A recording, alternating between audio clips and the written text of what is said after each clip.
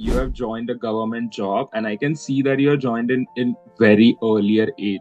People who were already working there, CFI inspectors, they had like 20, 25 years of experience. Even though I left that job, I only worked there for a year. But what happened was it gave a good boost to my resume. So from stable moving job to unstable moving consultancy, what was your point of view to start the journey of consultation? And how did you start basically? The thing is, there are a lot of small and medium sized businesses who cannot afford to hire full-time QA, but they still want to get their product to bigger retail stores. Toronto pays more than BC. Okay. Definitely. Even Okay. as a coordinator position, or if I compare QA manager position, Okay. Toronto more. So I do career consulting sessions that are Okay. complimentary. Don't charge anyone, and that was also one of the gap I saw. I would work for 4 hours as a volunteer. Then I would go to different meet food entrepreneurs, go on their stalls and give my card to Wow. them.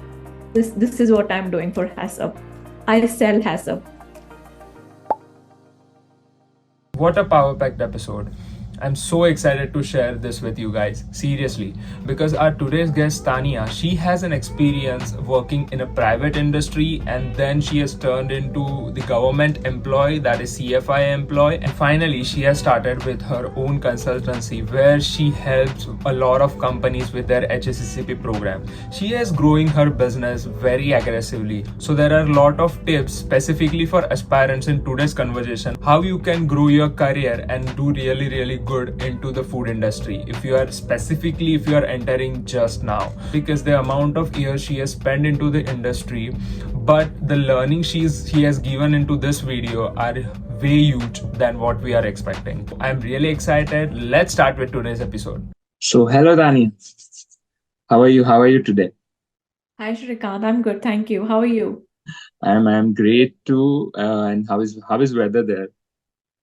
It's nice actually. It's 60 degrees. It's raining though, but no snow, so it's a good weather. But we have a daylight saving today, right? So Right. I lost 1 hour of sleep in Canada. I know. That's sad. That's even sad for me too. So where are you based basically? Like, I'm in Surrey. Yeah, sorry? I'm in Surrey, Vancouver. Oh, okay. So it's in British Columbia, right?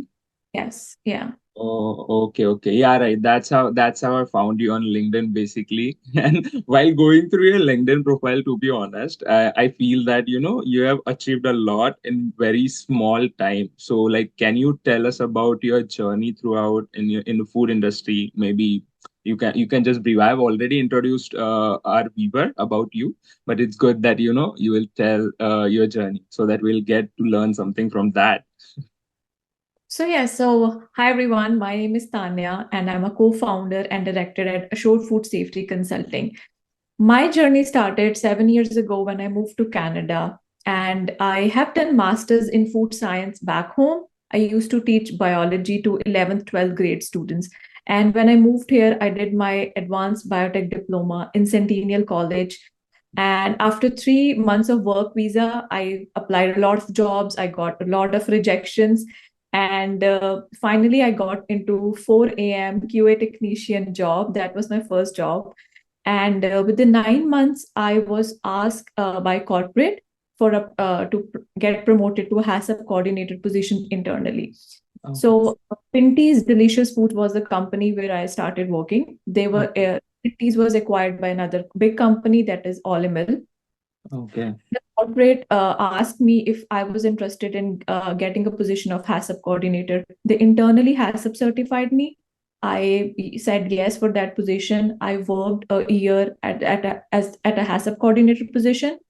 Then I also wanted to explore the government side. Back home, you come from that mindset, okay, maybe Okay. government, they pay more vacation, stuff like. So I always wanted, I'm like, okay, this is Canada. Maybe it's better than what my country gave me. So maybe I should go for government job here. And there were CFI positions open at that time, and I applied for developmental meat inspector positions. That's EG2 position, and I got hired within 3 to 4 months.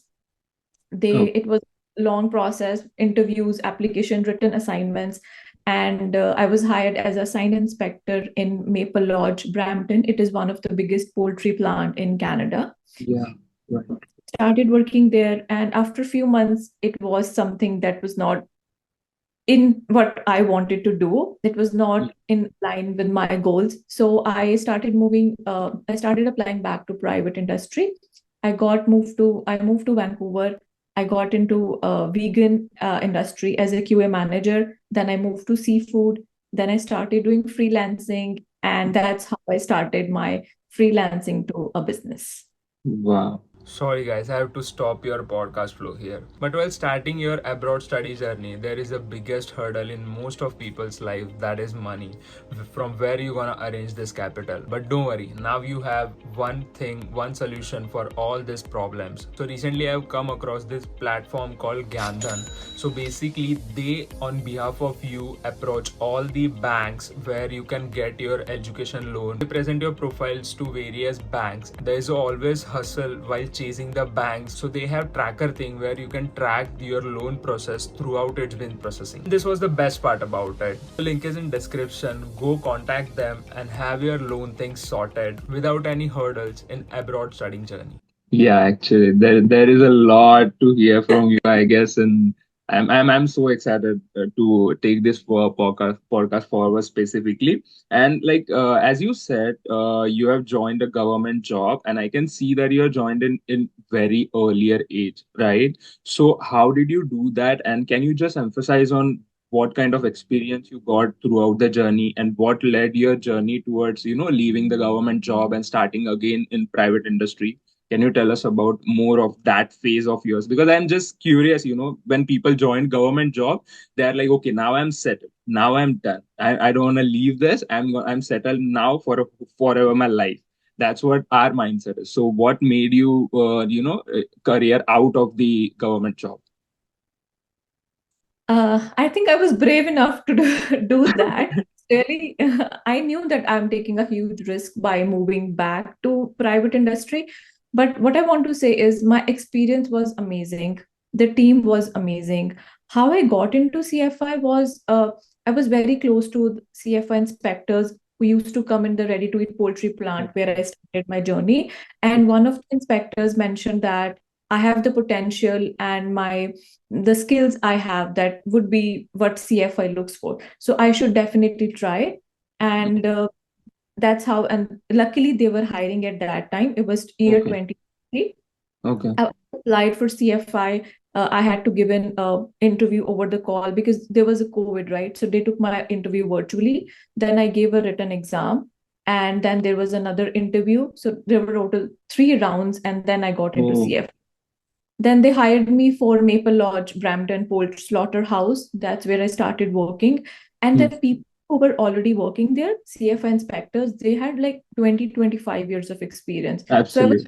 grateful to work with them. I learned a lot from them. But the only thing was, it was not challenging for me. When you work in private industry, you work with different auditors. You Yeah, work CFI, you deal with maintenance, sanitation, production, critical control absolutely. points, validations, Absolutely. different things you do. But when you're in a CFI, it's relaxed, it's stress-free, you're doing the work, but it's not challenging. There is still, you feel like, okay, I'm doing same thing every day. I'm not growing as a person.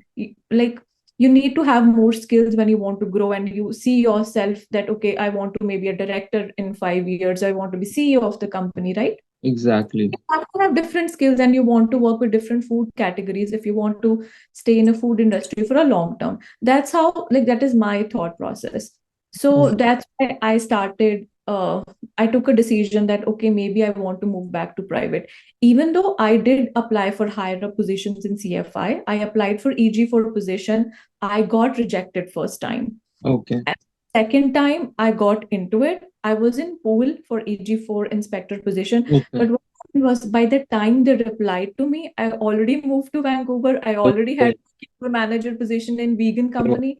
So I'm like, no, I don't think I want to move back to Ontario and start at the EG4 position. So they take a lot of time to pick people, which is okay because being at a government position, it's a huge responsibility, right? But Absolutely. that was at that time, it was not aligned with my goals. Mm. And that's why I decided to move back to into private industry. And Okay. I think I'm happy with that decision. Okay, okay. Yeah, nice. That's nice. Actually, like whatever I learned from your thing is your experiences. You should gain a little bit experience in a little bit, no? I mean, a more experience into a private industry so that you have a knowledge in your mind, and then maybe you can go to a government industry where you apply all that knowledge and you scale up in there. But having government job too early in your life, it just restrict your mindset because you have to do every day the same thing, right? Yeah, okay. That's what I gained from the answer you just gave me. Right. Maybe I retired, then I definitely want role. Maybe, yeah, I want to go back to CFI and work. Yeah, fine. Absolutely. When you're 25, 27, 28, no, that's not Yeah, for you. it's true. If It's you true. want to take care of family and you want to have that, just you work 9 to 5, take care of come home. You don't want anybody to call you after 5 and work Yeah, with like stay with your family, right? But absolutely. thing I didn't want, so I'm here. Mhm. Okay, wow, wow. What do you think, according to you, what is the best decision? I guess I am already guessing the best decision of your life, but still, I want to hear from you that what is the best decision of your life which you take, or maybe that can be a multiple decisions which you took, which led you towards this point wherever you are now. So there are three decisions actually that I want Okay. to share. Number one is my yes to HACCP coordinator position. So as I mentioned, I was only working there for 9 months, right? And when you're working in a ready-to-eat poultry plant, there are so many regulations. You're still trying to learn how to write an SOP, how to write a HACCP plan, how to deal with CFI, what information you want to give to CFI or editors and whatnot. So you're still dealing with all of that. But when I was asked in we were a team of 5 QTech, and when I was asked by corporate, I thought this is a big opportunity, even though the salary they offered me was almost same that what I was getting as a QTech. So I did not get a big raise, Yeah. but I get was opportunity, and I saw that, and I'm like, okay, I want to grow. Maybe this is for me, and let's just do it. I will see what worse could happen. I will fail. Maybe I would fail in few audits. Maybe people won't like. Maybe they will fire me. That's okay. If I won't try it, how would I know that this is what I want to do? Yeah. So that was number one. Mm. Number two was CFI, definitely. Even though I left that job, I only worked there for a year. But what happened was it gave a good boost to my resume. After that, wherever I applied, the job positions, I was always like, even though I got it into few, I didn't get into few things. But I was always called for interviews. People always wanted to know what I think. So, it gave a good look on my resume, and my Mm. knowledge, Mm. experience became Mm. more valuable when you're working in the industry, and people want to listen to you because you worked in all of those things. So Mm. that happened. And then number third is my freelancing. So when I was working and as a full-time QA manager in a seafood industry, I started doing freelancing. Means I started making a plan for small companies. So I Okay. used to with people through LinkedIn, help help them writing a food safety plan for them, and that's how they would get certified by CFI or by HACCP third-party audits. Okay. So that helped me to build this business today. And that is one of the best decisions, I would say. If I have not done that, if I would not have taken that opportunity or Mm-hmm. or if someone gave it to me, if I would not have done that, I Right. think I think I would not have been here today, this All business. right. Yeah. Wow. I am enjoying this conversation, to be honest. And I want to go a layer deep into your last decision, which you said. Basically, so what was your point of view when you decided to move from because consultancy at starting is always that not stable. It's kind of unstable. So from stable moving job to unstable moving consultancy, basically. So how did you? What was your point of view to start the journey of consultation? And how did you start? Basically, what was your scratch steps to start a consultancy? So what happened was I used to go on a lot of networking events, and I'm also very active on social media, especially on my LinkedIn. So I went on this networking event and I met one of the persons who started a vegan company. She was making her product in China and selling it in Canada and USA. I met her and she mentioned that she is working with some consultant, but it's not working for her right now because that consultant is doing full-time consulting and busy in a lot of other projects. So she's not getting the value that she was supposed to, that the money she was paying for, right? Okay. So I said, I do full-time job too, but maybe I can help. If I can help you, I'm more than okay to do that. So we did had an interview and she interviewed me actually, and she asked me how can I help her, and then I told her that I'm doing full-time job, but I can help you in the weekends, over the weekends, and also in the evenings. So I started doing kind of a part-time job for her, and that's how I connected with few other people over the LinkedIn. I started posting about it, and then small and medium sized businesses started reaching out to me asking if I can help them. The Wow. thing is, there are a lot of small and medium sized businesses who cannot afford to hire full-time QA, but Mm-hmm. they still want to get their product to bigger retail stores. So I'm the person. So I'm like, okay, I will help you to make HACCP plan for them, be in the audits, and get you HACCP certified or GFSI or gluten-free vegan, whatever certifications you want. So that's how I started, through LinkedIn and through networking events, meeting people and targeting small and medium-sized businesses who cannot hire full-time QAs, but they still Mm-hmm. the bigger retail stores. Okay, okay. So you saw the loophole or opportunity in market, Yes, and then yes, you jumped into that. right.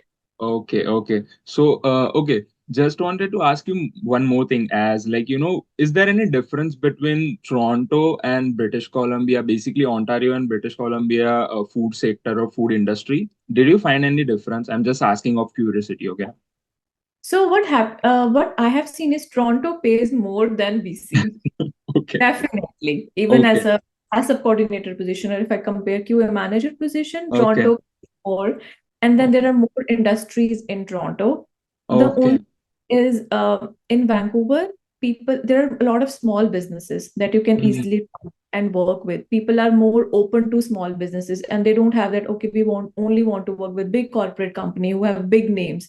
So if mm, you to a small business, small entrepreneur, even if you tell them, okay, I don't have any consulting experience, but this is my past experience, I have worked here, they will give you that opportunity. So people are more welcoming and wow. they accept you more if you're honest with them and if you're transparent with them that how you want to work.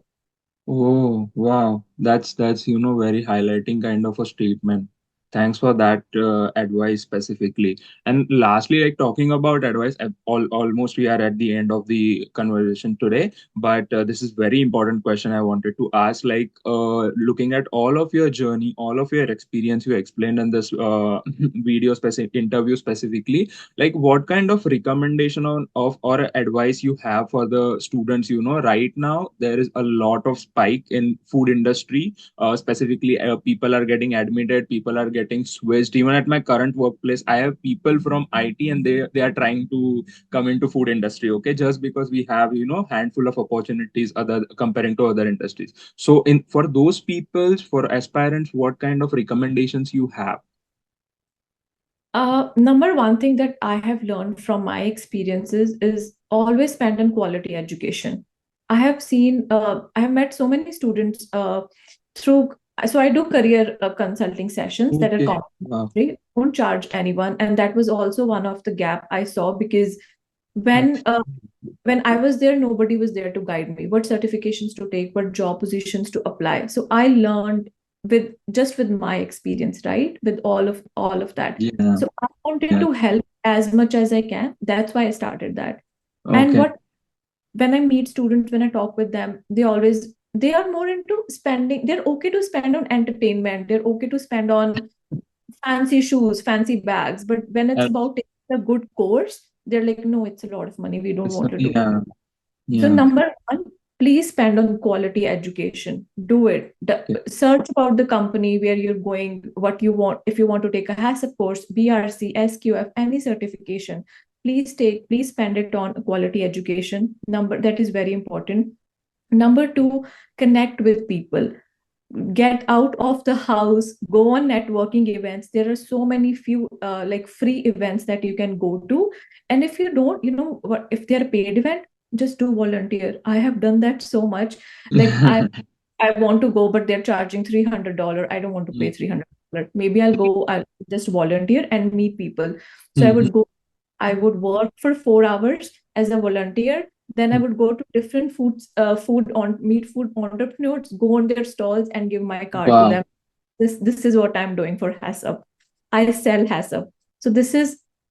So my thing is, go out and talk with people, talk with your seniors, talk with your friends, maybe talk with alumni. Like there are so many people you can connect with and learn how you can grow in this industry, right? And number third is, don't run behind the big corporate companies. I think we all come with the mindset that, oh, I want to work with the big companies. Yes, if you get that opportunity, it's perfect. But if you get an opportunity to work with a small company, do it, because there are not going to be many QA techs or a big QA team. So it might be only one or two people working in that company for food regulations. You will learn a lot. You will learn so much with those challenges. You might be working 14 hours for like extra 6 hours, but you will learn a lot. Like the experiences you will gain from there will never gain from any big corporate companies, because they have huge teams, 10 QAs, HACCP coordinator, supervisor, manager, director. Everybody's watching you. You can't take risks and you can't learn from your mistakes. So that's something very, very important. And last, grab the opportunity. Whatever opportunity you get, just take it. Don't think, oh, I don't know about this product category. I don't, how am I going to do it? Oh, it's a night shift. Do I want to do night shift? Oh, it's a sanitation technician shift. Do I want to be a sanitation technician? So don't think all of those things, because if you are getting an opportunity, it means you deserve that. And once you enter in the industry, only then you can grow. Oh, wow. Absolutely. From whole this conversation, I just want to mention one thing. I don't think so. There is one podcast coming from you. I want to do some more episodes in future. I'm gonna collab for some more episodes. There are a lot of podcasts in you and your life. You have such a nice experience in such a shorter time. I hope you achieve more and more things in a career, and I can learn a lot from your LinkedIn and your LinkedIn profile and LinkedIn post, and maybe our path cross soon. Thank you, Shri. You're really kind, I think. And I'm more than happy to collaborate with anything. As I said, I am open to talk, open to meet people everywhere. And if I can help anyone from my experiences, from my mistakes, nobody's life is perfect. I have made a lot of mistakes and I'm open to talk about them too. So thank you. It's so nice to.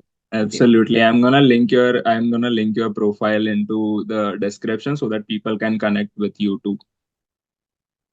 Sure. Thank you. Thank you. Thank That's you for amazing. showing up today. Yeah. Thank Bye. you so much. Have a great day. Bye. Bye.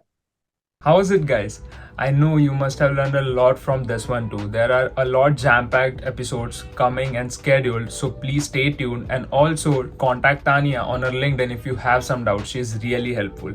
So now let's meet in the next one. All the best and keep hustling.